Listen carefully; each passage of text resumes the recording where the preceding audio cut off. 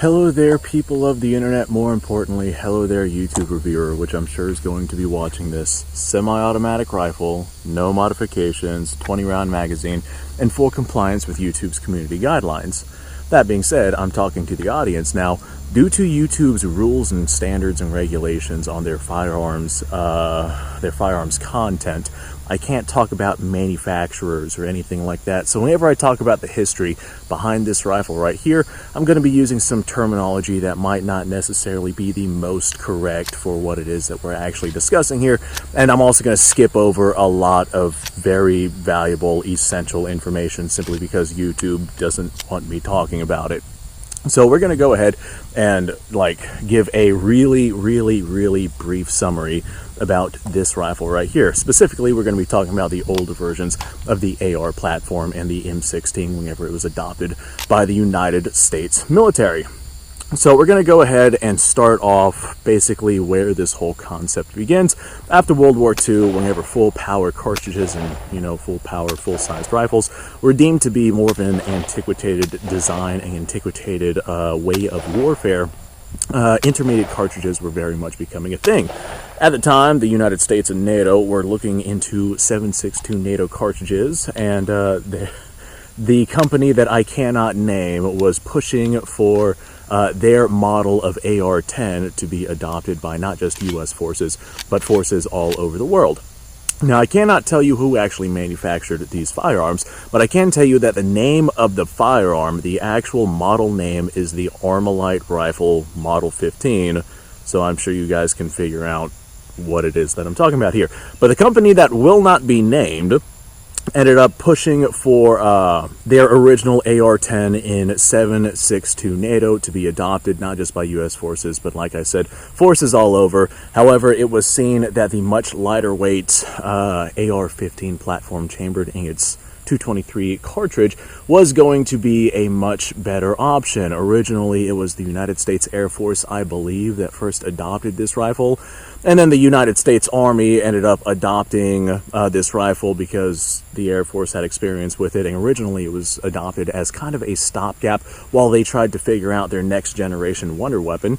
And it was discovered just how adequate this rifle actually was and how capable and lightweight and handy and fantastic this rifle was. After World War II, the United States had a tremendous number of small arms inside of its arsenal, from submachine guns to rifles to light machine guns to squad automatic weapons and all sorts of stuff. And they wanted to go ahead and replace all of these things with basically one universal do-everything kind of rifle, and that is where the idea of the AR comes in. This system can be used for a majority of things that are done basically within most of the ranges that most of your combat is going to be taking place at. Now, of course, the United States kept 7.62 NATO. All of NATO forces kept 7.62 NATO, but eventually 5.56 NATO was adopted, and the AR-15, or rather the M16, was adopted into U.S. forces. Now, that is a incredibly brief and watered down history of the M16 being adopted by U.S. forces, and there's certain manufacturers and makes and models and things that I simply cannot go into. So after the M16 was adopted by the United States military, there were some issues with the rifle that were caused not by the rifle itself, but by stupid decisions made by the government personnel at the time.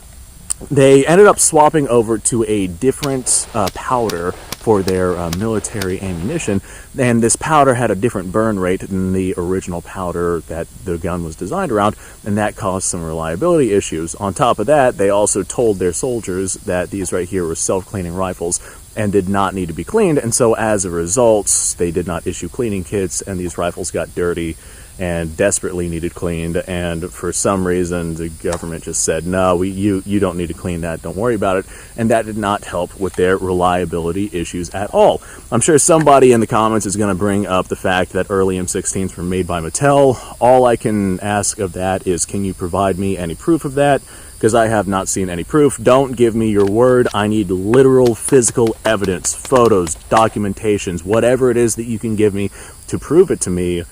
Let me know, because I am very interested in that. Now this right here is obviously not an actual M16. I got a KP-15 lower on a PSA upper. I got some A1 stuff going on here. I got some A2 stuff going on here.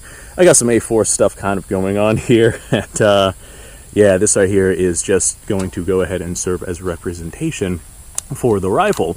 Now, after the hiccups of the bad ammunition and the guns being told, or the government telling that the government telling its soldiers that the guns were self-cleaning and not issuing cleaning kits, on top of all those, there's actually issues with the chroming on the bolt carrier group. The chroming would flake up and cause issues with the rifle. I don't necessarily know a lot of specifics with that. I'm pretty sure that whoever's manufacturing the rifles, I cannot say because of this platform, but I'm pretty sure that whoever was manufacturing the rifles decided to try and cut costs by doing the chroming process of the bolt and bolt carrier a little bit cheaper, and so as a result, those would flake off, and that would cause issues with reliability with the rifles. These were very, very notorious for not being very good. During the Vietnamese conflict between the United States and Vietnam, soldiers would often find themselves scavenging other sources or other weapons and discarding their M16s, whether or not they were enemy weapons or previous generation weapons, pretty much whatever it is that they could get their hands on. There were a lot of service members that were found with jammed M16 rifles who were no longer with us. So yeah, now of course as time would progress, these systems would be dramatically improved, and the issues that were revolving around these rifles would be dramatically improved. As time would progress beyond that point, the M16 actually got pretty gosh darn reliable and pretty gosh darn capable. Now later on down the road, it was seen that shorter barrels would still be able to produce the effective velocities with 223, 5.56 out at distances that most things were taking place at. So eventually, over time, the United States went from their 20-inch barrel or 24-inch barrel, I think it's 20-inch, they cut them down to the 14.5-inch that the M4 has, and the carbine became the standard infantry rifle as opposed to the full-length M16, although these are very much still used in active military service. So that was an incredibly brief, watered-down history and insight towards this platform. There is a lot that I skipped over, and a lot of things that I simply cannot talk about here on YouTube. I feel like I should at least bring up Eugene Stoner. He is the designer of this particular platform, but I can't really talk about the history behind Eugene Stoner without bringing up the various companies and manufacturers that he worked for. So that's kind of why I didn't really get into Eugene Stoner. I'm sure somebody's going to complain about that in the comments. So this right here, with this build I got here, this is actually a 1-in-7 twist barrel. I believe original M16s were a 1-in-12 twist barrel. And what we're firing today, these are 55 grain projectiles. This is just lead core tool ammo. This is nothing special ammunition, also in compliance with YouTube's community guidelines because I'm not allowed to use specialty ammo. So these are full metal jackets, and they should be traveling out of this barrel, since this is a full 20-inch barrel. They should be traveling out of this barrel at about approximately 3,200-ish feet per second. If this ammo is to spec, who knows with tool ammo. Let me go ahead and just send a couple of rounds downrange. I don't really have anything in particular I'm going to be aiming at, so I guess just the car in general. Now, I'm sure that there's a lot of traditional people. Is that the word I'm looking for? Yeah, traditional people here on this video who are going to be watching this. And of course, they probably expect me to either hold the rifle like this, or maybe potentially like this. I'm going to go ahead and C-grip this rifle and upset as many people as I possibly can inside of the comments section. Let's see who decides to complain about it. So, I'm going to shoot the rim of the car, why not? And now I'm going to transition my grip. We got a little sling swivel here. I'm going to grab that like it's a grip, and I'm going to shoot the other rim of the car. Why not? Actually, that's a pretty good stable little grip right there. I might actually throw a little piece of fabric on there so I can grab that son of a gun. All right, well, I just had a couple of rounds inside this thing for representation purposes. Not a lot of recoil. These right here are fantastic rifles. My personal opinion, I think that having a longer barrel for 223 is going to be the optimal choice, because if you're going to carry a certain amount of ammo on your person, you may as well make that ammunition as effective as possible. You cut this barrel down to about 16 inches, which is the minimum legal requirement for United States civilian ownership of rifles. Cut this thing down to 16 inches and you're going to be getting 55 grain projectiles around 2,850 feet-ish per second, depending on your ammunition and brand and whatnot. And there is a few hundred feet less. So yeah, definitely very effective, out to 300-400 yards. But this right here, just that little bit of extra speed has been shown and proven to be just a little bit more devastating. Anyway, folks, thanks for watching. I do appreciate your time. Like, subscribe, share. Description below has a link to all sorts of stuff. Go check it out. You guys go off, have yourself a fantastic day. I will see you guys on the next episode.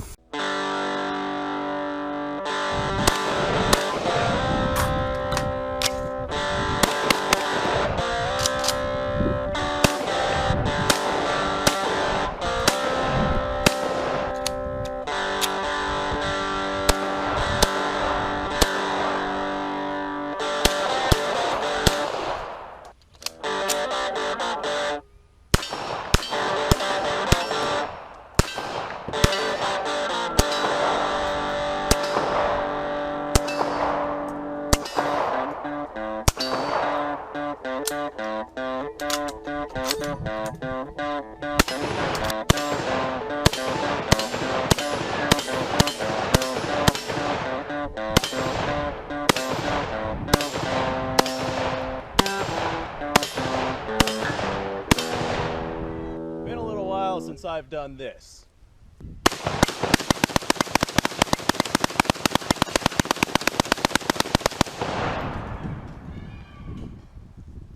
Bonnie and Clyde be damned.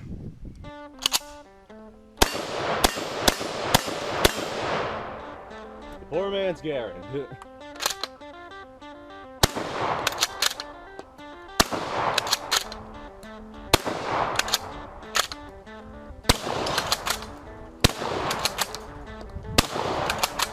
It's a shame that bolt-action shotguns aren't more mainstream.